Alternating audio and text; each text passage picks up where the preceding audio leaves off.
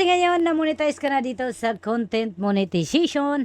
Ano yung dapat mong i-upload para kumita ka dito? Ano yung estratehiya? Estratehiya.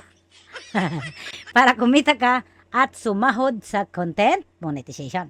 Itong content monetization, 3-in-1 tools, parang Nescafe. May coffee, may milk, at may sugar. Shout out Nescafe. So ito yung dating ads on Reels bonus at in-stream ads. So kapag na-monetize ka sa content monetization, mag-upload ka ng mga short video. Yun yung Reels. So ang minimum ng Reels, 3 seconds hanggang 90 seconds. Kaya sa akin, halos 3 Reels video yung in-upload ko sa isang araw. Isa sa umaga, isa sa tanghali, isa sa gabi. Pero nagdepende yan kasi sample, medyo dumami yung views yung mga in-upload ko, nag-upload ulit ako. Kasi hindi naman din maganda kung marami tayong i-upload tapos wala din naman views, wala din tayong kita. So, depende na sa inyo yan kung ilang reels yung i-upload ng araw-araw. So, ito namang photos, siyempre photos itself. So, kailangan yung mag-post ng photos. So, depende rin sa inyo kung ilang photos yung ipopost ninyo.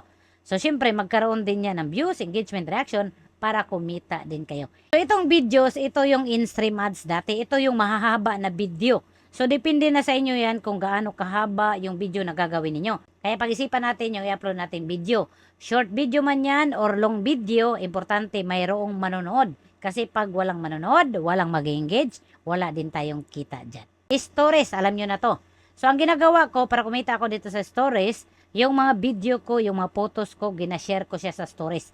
At pwede rin kayong mag-direct mag-post sa stories. Text, ito yung mga hugot-hugot nyo dyan sa buhay. Kung mahilig kayo maghugot-hugot lines, pwede na kayong kumita sa mga kahugot-hugutan nyo dyan. Kasi pwede na kayong kumita sa text post. At minsan, meron din kayong extra bonus. Ito extra bonus, hindi po lahat nabibigyan ito. So ito ay 7-day validation lang. Sample, hindi nyo makuha yung extra bonus, next time bibigyan ulit kayo. Kung makuha nyo yung rates na hiningi nila, makukuha nyo yung extra bonus. So, alam ko ngayon is medyo maganda ang kitaan sa photos. Kaya masyado kayong maraming in-upload na photos, hindi na kayo gumagawa ng mga reels video or yung mga long video. Kapag monetize kayo sa content monetization, mag-upload din kayo ng mga reels video, videos or long video. Sayang din naman kasi yung opportunity na na-monetize kayo sa content monetization tapos hindi kayo nagpo-post ng mga reels o video.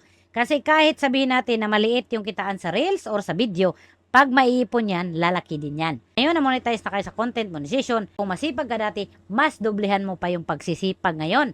Kasi dito pa lang mag-start yung journey mo para kumita at sumahod sa pinapangarap mong content monetization. Kung ikaw wala ka pang content monetization, until now, mag-antay ka lang. Kasi itong content monetization, invitation. Kapag may send interest dyan, mag-send ka ng interest. Pero hindi po guarantee na nag-send ka ng interest is ma-invite ka sa content monetization. Wala po itong requirements. Hindi mo kailangan magkaroon ng maraming followers, maraming views, viral yung content mo, matagal ka na dito. Kasi ito ay invitation. So kahit konti yung followers mo, wala ka masyadong views, bago ka lang dito, pwede kang ma-invite dito sa content monetization.